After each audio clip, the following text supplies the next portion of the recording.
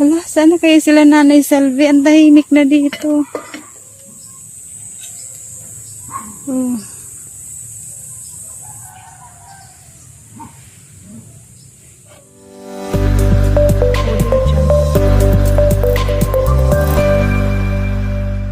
Ayan, magandang tanghali po mga kasimple. Nagbabalik tayo dito sa Tinambak. Ayan po.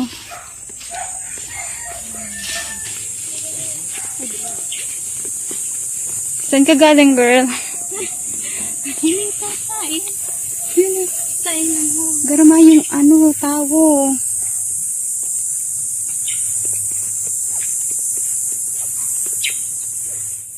Walang tao. Ay, yung tao. Ay, guys. Wala na sila Nanay Salvi. Ang dami na nilang tanim mga kasimple, oh. Yan yung tanim nila, oh. Ito yung tanim nila. Daming tanim.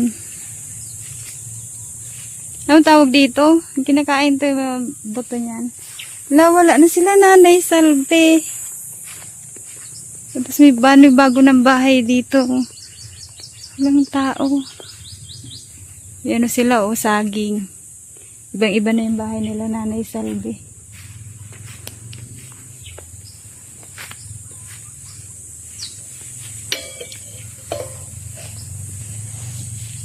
Pasok tayo. Wala na sila Nanay Salvi. Ayan, oh, ito na yung pinatanim natin kila Nanay Salvi. Oh, di ba? Ang ganda na, daming tanim. May mga bunga yung bayabas, may mga saging, sitaw. Ayan, oh, hindi na sila nahihirapan sa panggulay. May batag na sindaho. Mahinog na ini. O, diba, pag may tinanim, may aanihin.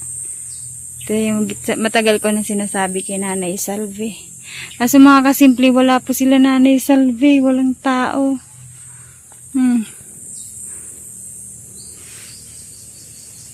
Nabugang tao. May mga langka. Wala, sana kayo sila Nanay Salvi. Ang tahimik na dito. Oh.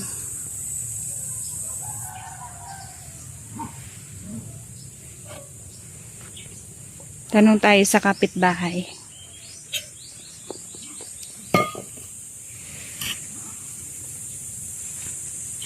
Ganda na pati ng bahay. Dami ng tanim. Oh.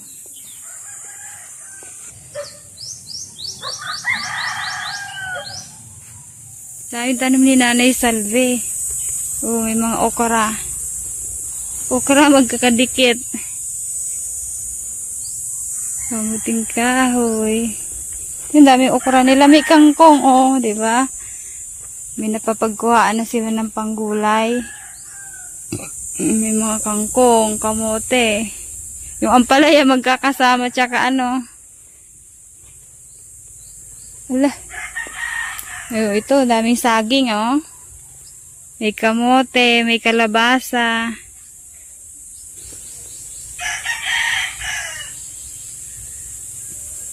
Diba, ibang-iba na ngayon mga kasimple kaysa dati pong pagpunta natin dito. Halos wala silang mapagkuha ng panggulay.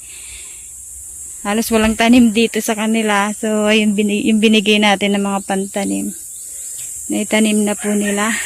Yan, malapit na maghinog yung yung banana. So, mga kasimple, hanapin po ulit namin si Nanay Salvi kasi wala na naman po sila dito sa bahay. Dala yung mga bata.